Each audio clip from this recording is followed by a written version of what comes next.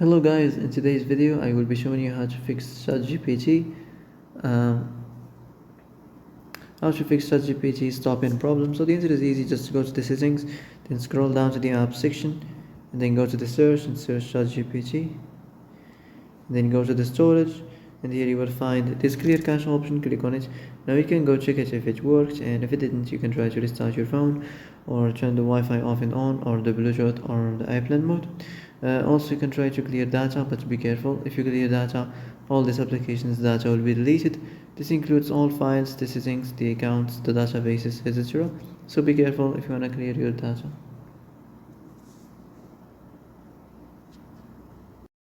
And that's it for today's video. I hope this is the answer you've been looking for.